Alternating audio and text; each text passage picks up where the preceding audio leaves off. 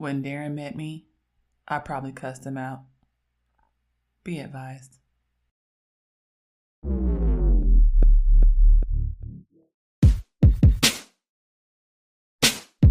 Hey y'all, I'm Jenn. I'm from Oakland and I'm an androgynous, black, lesbian feminist and a lover of all black people. This is Daren. I'm an asexual novelist, researcher, and bona fide comic book fanatic from the widest part of Southern California. Orange County. We're queer millennials with 3 kids and nearly 20 years of marriage. This is a podcast about the realities of blackness, adulting, and relationships. This is That Black Couple.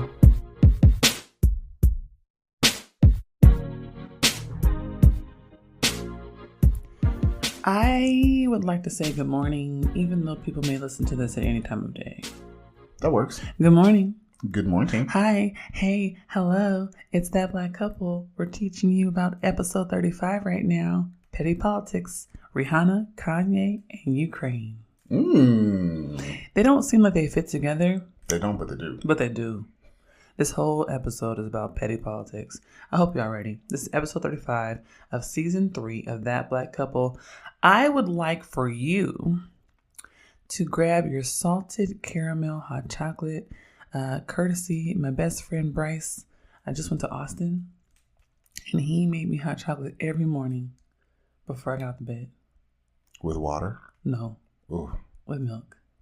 He made it on a stove. He made it on the stove? He made it on the stove. He didn't even microwave the milk? He would never microwave milk for me. He's above that, clearly. He is a Virgo, and he's above that. He's above that. He's a Virgo, and, you know, we vibe. And I just want to shout out Bryce. And Austin. Austin treated me well. I mean, it's in Texas, but, you know, every place has its havens. We'll make another episode about that. We should make an episode about places that we like and dislike in the country. We might lose viewers and listeners. You woke up and you chose violence. Whatever. Okay. Anyway, this is Jenn. This is Daren. Before we get started, make sure you follow us on Twitter and Instagram at That BLK Couple, on Facebook at That Black Couple, and look us up on our spiffy new website on the internets at www.thatblackcouple.com. And of course, you can stream us everywhere you listen to your favorite podcast. That means Apple Podcasts. That means Spotify, which we'll be talking about later. That means SoundCloud. That means Google Podcasts, Stitcher. Like I said, everywhere you find your favorite podcast, you can find us. All right, let's go. Let's go. Get us started, Daren. All right, let's jump into this. You know, I like when we do these rundown episodes because we get to start off just by kind of saying what's been on our mind, what's kind of been something that's just been omnipresent for us. Sir. And for me, it's been music. It tends to be music a lot because I like the arts. You do. But for me, it has been music, and 2 songs in particular. The first one is a new song out. I think it just came out like maybe a week or so ago. It's PJ Morton and JoJo. The illustrious, incomparable JoJo. And it's also featuring Mr. Talkbox. And the song is called My Peace. And it's just, I mean, yeah, I just feel like it fits the moment. It does. Like, I'm gonna read the lyrics to the chorus. It says, "'Cause I'm done. If you trying to take away my peace, I'm done. If you got bad energy, ooh, I'm done. If you trying to take away my peace, I'm done." And I just feel like that's where we all need to be, especially in light of the last episode that we did. I was gonna say, hey, we should just play that. Oh, we don't have the rights to that song. No, we don't. No rights to it. Well, but you can find it on streaming platforms. On Spotify. Where you're listening to us, you can probably find that song. I'm sure you can. Absolutely.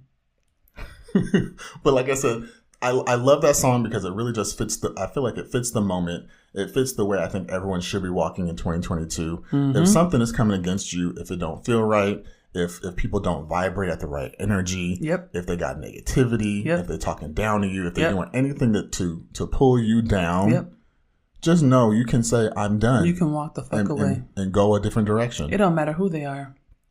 It really... You are not obligated. You're not obligated to anybody but yourself. Amen. Amen. Amen. That's the Bible. Oh my gosh, she's so crazy. The other song that I've been listening to, and this one I've actually kind of had it on repeat. It's a song by a singer out of the UK. His name is Sam Henshaw. Is he white? He's not white. He's black. What? He's black. Okay. And he just put out a new album, which I recommend. There's a song on there called Chicken Wings that's all about like when your heart wants chicken wings, you got to go get some chicken wings. Interesting. So that just tells you the kind of person that this is. I have questions. Yeah, we can talk about it offline. Do they have chicken wings in the? Of course they do. Do they taste like ours? I don't know. I haven't been there to taste test it. Do they have hot sauce in their bag swag? I believe he talks about hot sauce and he talks about sweet tea in the song. Well, so, all right. Hey, okay, Sam. You know, the diaspora. Okay, diaspora. Is strong. Kick it. But this song, Joy, it's just really all about finding joy no matter what the situation is, no matter what's going on in your life, no matter what is happening, that you can still find joy. And that to me, like I said, just goes hand in hand with the other song that I talked about, because it's like, just find your joy. Yeah. Like kick all the negativity to the curb and just center on your joy. Chicken wings bring me joy. Yeah, and when your heart wants what it wants, go get them chicken wings. I had some good chicken wings in Austin. See? Okay, let me stop talking about Austin. I'm telling you, I ate my way through that whole city, okay? I ate so many donuts. That's one thing Texas has going for it. The food's good. The food is so good. And when the politics so. When you live in upstate New York, damn near Canada, and you hit somewhere that got seasoning, things just hit different.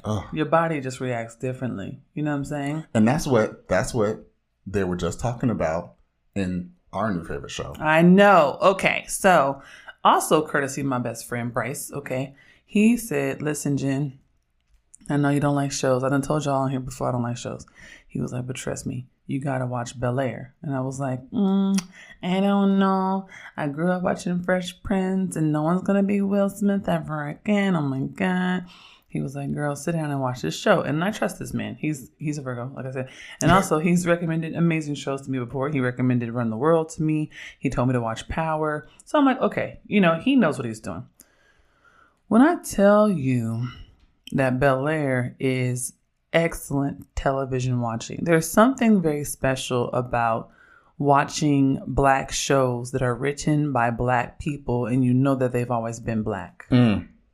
Those types of shows hit different, especially when you see these shows and they are also asking questions of class. Because unfortunately, in this era of Kenya verse, I'll be dropping the link to that episode in the show notes as well.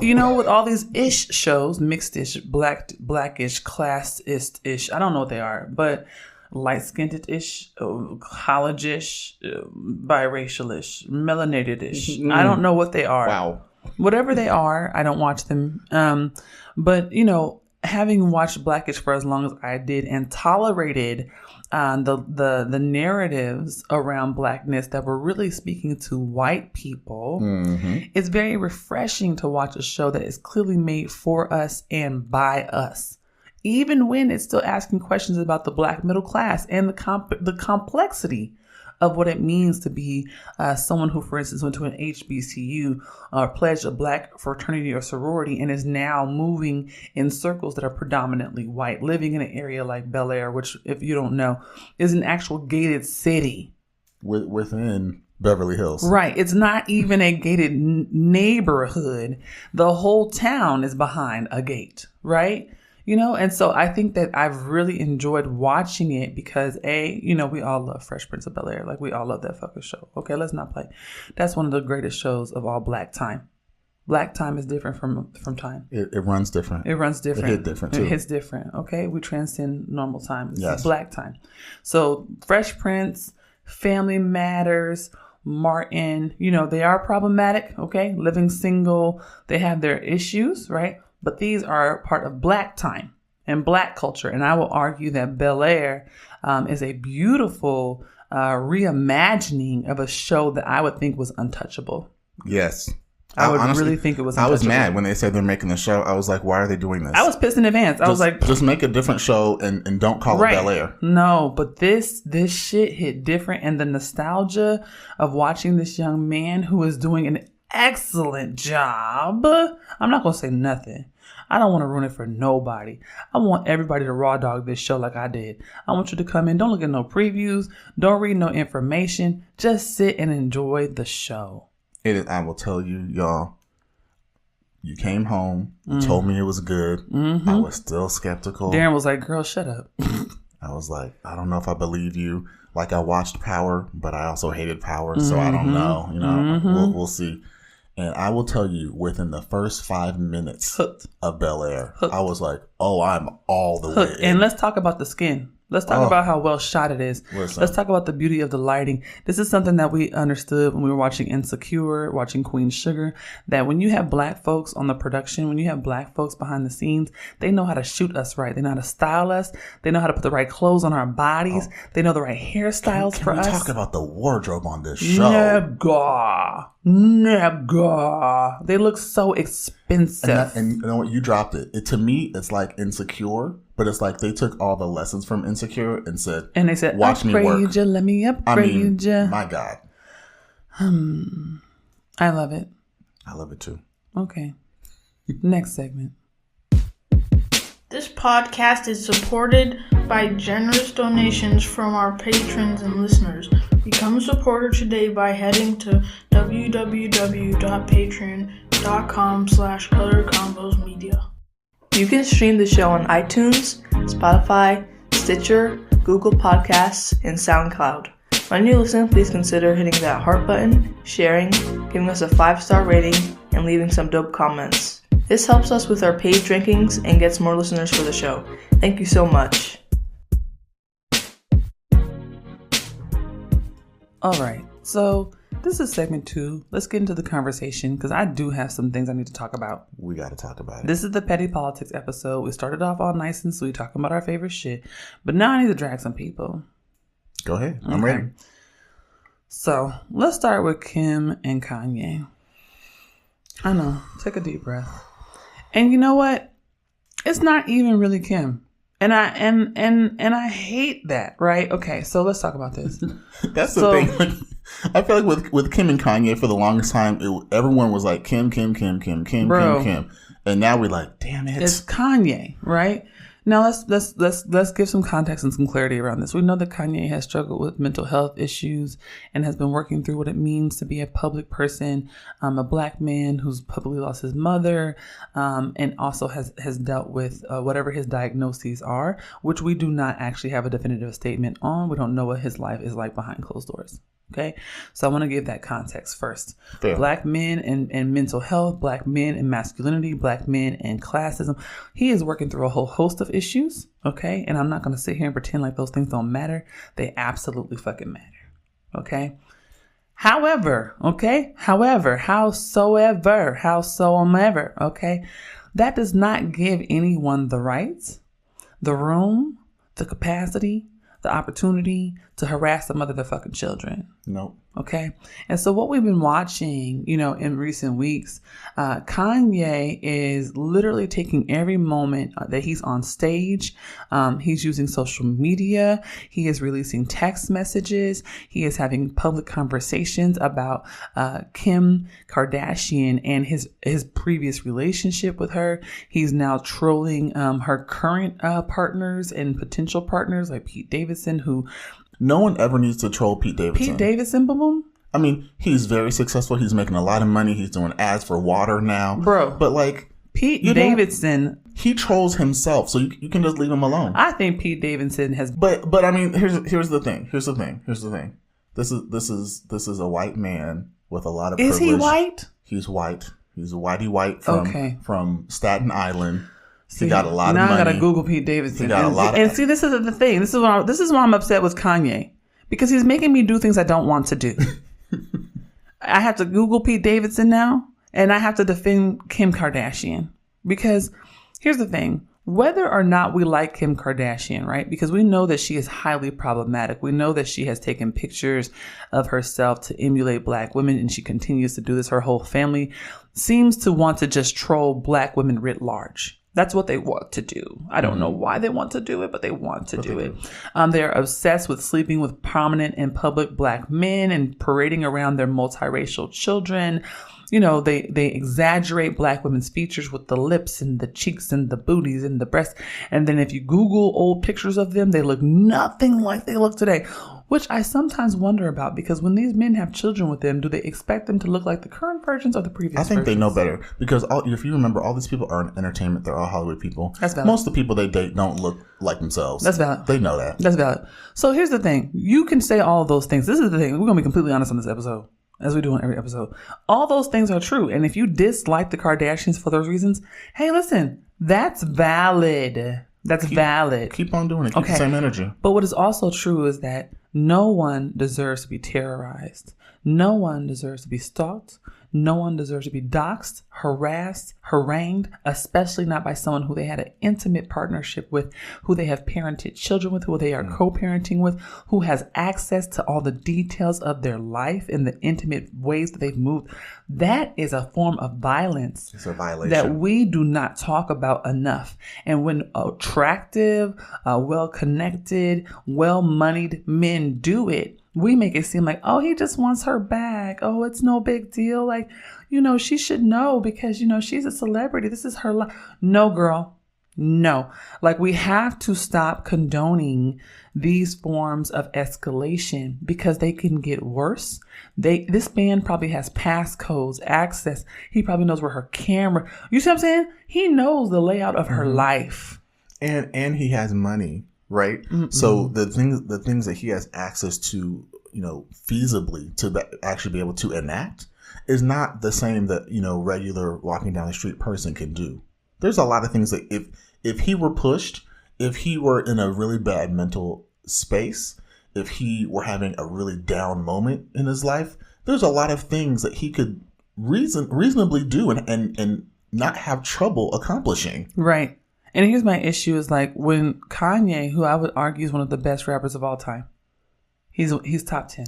I'm not gonna have the conversation here. No. Top 10. Hey, I'm like I said, I'm not gonna say what I'm not gonna say I agree or disagree. No, you have to say. I'm just top 10. I'm not saying top 5. He's not Nas, Biggie, Tupac. Yeah, we're definitely not a top 5. He's not even Jay-Z. My thing with Kanye is I argue he's a much better producer than a rapper. Absolutely, but you have to admit that he there's something about the culture that he produced between the 2000s and the 2015 era that we can never have again because only he could produce it. That's fair. Okay. Let's just say that then. We'll stop it there. But what I'll say is that his musical genius, right, is now fixated on his relationship, his diminishing relationship with Kim Kardashian. He's on the stage talking about how much he feels bad about himself and how he's estranged from his children and talking about her actual personal life. Like he's making an album that is essentially going to be selling copies because of his divorce. Yes. This is ugly. It's very ugly. This is ugly. And like you said, like Kim Kardashian is someone I'm not in the business of defending. Mm-hmm. And I will say, we talked about this on the podcast I think years ago when they got together and we were like, oh my God, here we go. Kim Kardashian doing this shit again. But one thing I will say is she really did kind of change my mind over the course of their relationship because we all saw there was a point where Kanye was not doing well. Correct. He was doing some really wild shit when he was running for president, when he was doing all manner of shit that was completely illogical and didn't make sense. And the way I watched her move, to me, was not from a place of self-preservation. No. It wasn't from a place of how do I capitalize on this. Yeah. It was actually from a place of how do I manage and care for this person that I love for and these babies and that to me really made me change my mind on her. Now listen, we can talk about her in mass incarceration. Let's not talk about her in abolition. I'm not bringing that in. Okay, cool. But I'm just saying her in relationship to Kanye, I remember thinking this is another money grab from her. Yes. Another high profile, me being on the tabloids. I as well. But then at one point I realized she's being a whole grown ass adult person here. Can we talk about that? Can we talk about how difficult it is for us when we have to sit here and say that Kim Kardashian is the adult in the relationship? It's very tough. It's awkward. But she did it. She did, and she's doing it. And I have to say that I really wish people would pay more attention to what Kanye West is doing. He needs more people. I don't understand who's around him. He's needed more people for the last 5 years at least. I don't understand why we are sitting here experiencing this public breakdown of his life in the ways that we are experiencing it. And we saw this with people before. Robin Thicke did this. Mm-hmm. Lamar Odom did this. right? Yeah. There's all these examples where we see men, very prominent men, and I'm like, where are your people? And I have to believe they have other men around them. Mm-hmm. Other men who are like, hey, that's just my boy. That's just how he is, right? Like, no, this is not what we need right now. What we need right now is some tough conversations. We need some interventions. We need some scaffolding. We need some professionals. We need people who can be adults and be like, hey, friend, put your fucking phone down. Lock that nigga out of his Twitter. Don't let him walk on the stage. Why he going on the stage and sitting here talking about his children? Those poor babies. But I think this is what happens is you have these people with this fame and this platform, and then you have people around them, and then their livelihood is dependent upon this person. Yep. And so for them to be protective and loving and supportive of, their purported friend means that they are technically undermining their own livelihood. And that's a form of violent codependency that creates a relationship to patriarchy that encourages this type of behavior. So all I'm saying is, y'all, don't laugh at this Kanye shit, and don't think that Kimberly deserves it. Oh, I just called her Kimberly. Ooh. Don't think, I know I'm over here making this bitch all perfect. She's not. Okay, don't do this. Don't think that Kim deserves it because of what Kanye is to us musically. That's not a good enough explanation. And to talk about a lighter issue, bro. I now want to talk about Ukraine. Nigga. Now listen, I don't like to get really deep into politics because honestly, it just makes my head hurt. Same. I will say I have a politics ethos. What I like to do is I like to turn on politics TV around like 8, 9, or 10 p.m. Tell them the truth. No, I'm gonna go all the way. Oh, yeah, you better tell the truth. I like to turn it on. I like to start at MSNBC because MSNBC unfortunately seems like the most grown-up adult news outlet, at least in the evening, where they're like, let's talk about what actually really matters and what's going on. Usually that's what MSNBC is doing. Yes. Then what I like to do is I like to switch to CNN because CNN is usually covering the big poor drama, like if there's a trial, if there's a case, if there's a viral video, CNN got it covered, right? So I'm like, let me see what's going on there. And then last, what I like to do is I like to check in on Fox News. Girl, good night. Because I like to see the counterpoint. I like to see when all the people that really care about normal shit and making sure we survive are talking about certain things. I want to see what Fox News is talking about. Making sure we survive. Real talk. Because I'm like, let me see what Fox News is saying. Because I want to see what the other people are thinking and what their vantage point is. Yes. And I mean, I can watch maybe 2-3 minutes, and I'm like, I'm out. I can't. I literally hear it happening, and I make sure not to come in the room. I mean, it's my insides want to turn inside out. So what is happening in Ukraine, Daren? So what's happening in Ukraine? What I'm going to do is I'm going to link to a video. There's a black girl on TikTok, and on TikTok, her handle is I am legally hype. And when I watched her video, I was like, I'm going to link to this video because she did the best rundown of Ukraine, of where we started, how we got here, what the problems are. And she did it in a way that is understandable, especially to black folks. Because she used black vernacular. I love that. Okay, it's amazing. I'm going to link to it. But basically, there's a shit popping off in Ukraine. Ukraine has a lot of history because it's linked to Russia. Yep. And, if you remember, Soviet Union was a thing. Soviet Union got busted up and made a whole bunch of countries. A lot of them countries ain't even here no more. Ukraine is one of them that is still here. Russia wants to take it over. And now we have this whole big fight over Ukraine because Ukraine is trying to more ally itself with the West, which Russia sees as a threat because it's right on Russia's doorstep. So that's the really short version of what's going on in Ukraine. Now we've done sanction their asses on all types of levels. Russia has basically taken over 2 sections of Ukraine because those sections just, I guess, deem themselves independent. And Russia said, cool, that means you're ours. And they just rolled their tanks in there. And so now it looks like it's about to be another world war. And I think, and that's why I wanted to talk about it on here, because I feel like the world has been so bonkers for so long. Yes, I think we are very desensitized to a lot of stuff. Yes, sir. But this legit has the makings of an actual real world war.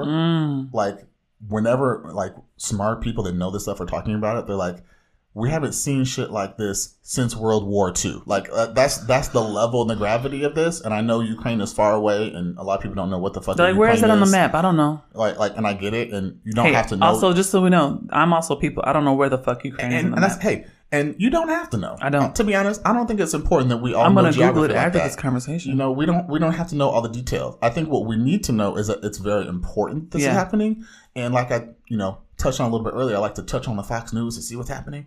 I did that last night, and what has now happened is Trump and some people on Fox News are basically championing Putin going in and taking over another country. They're also relating that to immigrants coming into America and saying, for some reason, it's okay for Americans to say we can have immigrants come in, but it's not okay for Russia to take over a whole country. You got to stop watching Fox News. No, I got to watch it because I got to understand the level of delusion, right? And I will say really quickly, that's why I like to watch Fox News. And I actually do recommend everyone watch like 2 minutes of Fox News a day. Why are you recommending it on our podcast? I recommend that people do it. And here's why. Because you have to understand the level of delusion of the people you were walking out on the street with. Okay. You have to know your enemy. Okay, that I agree. Charles Mills told us, he said, you know what, we have to understand this peculiar, what does he call it? The peculiar tribe, the white tribe, because we have to understand their violence. So I will take you up on that as a political philosopher and theorist. I will say, yes, we have to understand them. And I said 2 minutes every day. It don't got to be every day. It can be like 2 minutes a week. It's probably enough. Because the way my body is set up, the way my beating white people ass is set up. Yeah. But that's what I'm saying. Take your time, do some research on Ukraine, see what's going on there, understand it, share it with your friends. It's actually important that we know. Cool. Okay. So yeah, let's move on to the next topic. Absolutely. Let's move on to more Black focused topics. Okay. Let's talk about Rihanna. Okay, so I'm a expose myself right now. Sure. This is a vulnerable space. This is a safe space. That's what this podcast is. This is a brave space. Yes. Okay. I have not always been a Rihanna fan. I haven't either. I wasn't an early adopter. I said, I want to see how this technology does on the market, see what happens with it. I liked Pond to Replay. I didn't like Pond to Replay. No, I liked it, but like it was cute and all. Nope. But I was like, that's gonna be it for her. Yeah, I'll never hear from her we knew again. each other then, and we were like, hey, that's it for this child. And when she started sticking, I felt the way. But then Umbrella came out, and I was like, oh, and I started to see it. Mm-hmm. And that's kind of like what happened with Beyonce too. I was like, I don't know. I mean, she just light skinned. I don't know. Light skin from Houston don't really do nothing. And then she went solo. It's funny because I was listening to Destiny's Child on the radio the other day. Yeah. And I was like, Beyonce, wow. She was really being held back. She really just wasn't her full self. She wasn't her full self. No one could have seen it and coming. I would have never said that back then. But now I'm like, wow. Yeah. So anyway, I say all that to say. Oh, and that's me saying I wasn't always a Beyonce fan either. Which it's a safe thing to say. Now, Beehive and... You're a fan now. Beehive and Rehive, or whatever they're called. Fenty Hive. House of Fenty. Whoever y'all are. Do not come after us. Right. I'm not saying, Pundam, Rihanna's. I'm not saying anything negative about either one of these women right now. Actually, I'm a big fan of both of them now. I'm just saying I was not an early adopter. I was highly critical. And listen, you spent enough money on Fenty makeup that I have so much. I'm wearing it right now. Yes, so I'm wearing it constantly. It's fine. So my point in saying that was to say, I am now talking about a story that concerns her and is in defense of her. So y'all should read that as this is not just a fan of hers, right? This is a person who has been critical of her over a long career of being critical of Rihanna. Okay. It's been a journey. And anybody who's been listening to this podcast for longer than half an episode knows I don't never cape for no light-skinned person. No. There's no light-skinned person I have ever caped for. They gotta work so fucking hard. Y'all better listen to these older episodes, I'm telling you It's just, I don't know. It's how my body's set up. Anyway. So, Rihanna announced a pregnancy. Mm-hmm. Congratulations. I'm happy for her. This is a beautiful thing. People had thought she would get pregnant by Drake. People thought that she would get pregnant by... Who's she dating after Drake? Wasn't there some like billionaire? No, before the billionaire. There was another one. There was another one. Else? Yeah. Wasn't there another one? We don't talk about the first one ever. Fuck that nigga. He don't count. He can kick rocks. He can step on Legos for the rest of his life. Every Lego.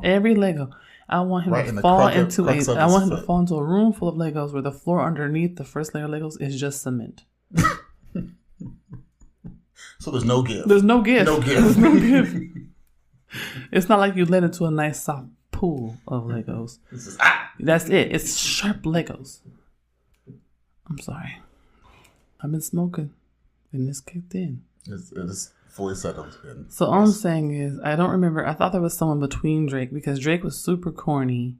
And we were like, oh my God, please don't do this. And then she stopped and we were like, oh, thank you. We let out a collective sigh of relief. I just remember the white billionaire dude because everyone's like, what's going on, Rihanna? He wasn't white. What?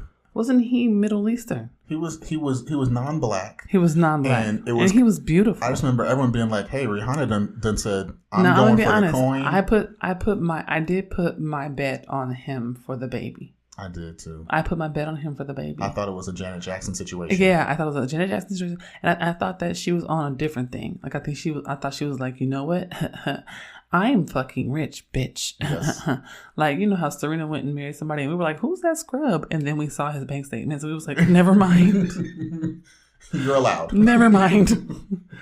You know, like when Ciara was like, you know, yeah, I like rappers. And then she's like, never mind. Yeah. Like they do this. Like is it Ciara or Ciara? Ciara. Why does she pronounce it that way? Air. Because she black? Why have I been calling this woman Ciara for so many years and never asked that question? Remember Jacksonville was like, Ciara. Right. I'm saying I've been calling her Ciara, but now that I'm high, you know, it breaks the barrier between like other ways of thinking. And you start thinking more like not intellectually. More expansively. Yeah. I don't know what the description is for like intellectually. It's a free association. It's the cannabis does something to the brain cells and you start thinking about stuff differently. Yeah. And I'm like, her name is Ciara. Anyway, back to Rihanna. So Rihanna gets pregnant by A$AP Rocky, right? Mm-hmm. A$AP Rocky. A$AP. No judgment at all. Do what you want to, girl. The point of this story is people were upset that Rihanna got pregnant. They were like, oh my gosh, she got pregnant. We're not going to get no music. Oh, we're not going to get no tours. Oh, we're not going to get no more fashion shows. People went to the internet and had the nerve to say after a woman who has been in a publicly violent relationship and has reclaimed a lot of her life and her story from that experience and built an empire outside of the thing we were introduced to her for. And she's now diversified across markets and has specials airing on cable stations. And the first thing that they say is, damn, I want my MP3 to be popping. And oh my gosh, my Amazon Music about to be not too lit because I ain't got no Rihanna. Bitch, I will punch you. What are you doing? What are you doing? People are selfish. It bothers me so much when Black women have moments that are supposed to be celebrated, that are supposed to be about joy and accolades and recognition. And the first thing people say to them is like, oh no, I can't extract any more labor out of you. And that's sad. Rihanna is not a mule. And that's the thing, it's Rihanna. Rihanna. She is not a mule. And people did this with Serena too. Oh my gosh, she got pregnant. Will she be the GOAT? Bitch, she showed y'all niggas, didn't she? She said, bounce back body. This is a new thing. I'm the GOAT. I'm the GOAT cubed. Like Beyonce, same thing. When she got pregnant the first time, people were like, oh my God, what's going to happen? She dropped fucking Lemonade. Mm-hmm. Didn't care. Had 2 more babies. Didn't care. Like she just keeps doing this. And I think that part of what bothers me about it is like it breeds this cycle where I think that sometimes Black women feel the need to be better, stronger, more agile, more outwardly successful, so that when they do normal things, like decide to have a family, normal things like decide to get married or change careers or whatever it might be, they have to play it in such a way, right, to appease other people's expectations. Yeah, and it's not right. And the one thing I will say that I do like about it is I feel like all those examples you just listed were people that took ownership of their lives. Yeah. And they said, I'm going to do what I want to do on my time. Yeah. On my schedule. Yeah. And you will wait for it and you'll enjoy it. I love that. And thank me when I choose. They said, you're going to kiss the feet, baby. Yes. And then kiss the ring. I love that. I love that. There are so many Black women. I feel the same way when I look at Gabrielle Union. Because she had that baby, that perfect child, Kavia. Mm-hmm. Kavia is a perfect baby. Mm-hmm. She's a perfect baby. She's perfect. I don't know this child, but I know she's perfect. And Gabrielle Union is living her best life. She's just living her life, playing with her daughter, styling her hair, making cute videos, and having radiant, moisturized skin. And she got a movie coming out too. Listen, she did Cheaper by the Dozen with Zach Braff. She's doing movies. She's producing things. You know, she's writing. She's interacting with like really, well, at least from what I know, really well-known activists who are doing actual work on behalf of Black and queer people. So my point being here, right, is that, you know, I'm happy that Black women, especially prominent Black women who typically are seen as belonging to their fans, belonging to their consumers, belonging to their, you know, entertainment production companies or whatever, you know, they are setting boundaries for themselves and saying, you know, this is what I want to do. I want to have children, or I want to, you know, diversify. I want to move into other parts of the business that people have not seen women in before, right? Mm-hmm. And they're doing it even, you know, despite the fact that they're fans, maybe the very people who are trying to limit them, and maybe the ones who are trying to simply make them one-dimensional. You know what I'm saying? So I'm happy for Rihanna. You know what I'm saying? Like, it's hard being a Black mom in the U.S. or anywhere. You know? Terribly difficult. I'm happy for her. I'm rooting for her. And I wish more people would do that before they start talking about her next album. You can find my mom and dad, aka That Black Couple, on the web at thatblackcouple.com. That Black Couple is owned and operated by Color Combos Media. If you would like to help fund our content, sign up at www.patreon.com/colorcombosmedia. Please consider giving us $5 or $10 per month to help us build our platform and grow our organization. You can also give one-time donations at www.paypal.me/colorcombosmedia. All donations are welcome. All right, so we're at the final segment for the podcast episode. And that means we're doing what? We're doing what's next. Why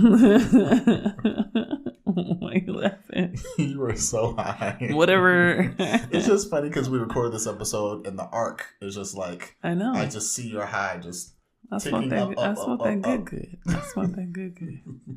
Okay, so next month, March, Women's History Month. We want to make sure that just like in Black History Month that we featured, you know, folks and stories that were relevant to what folks are living through today.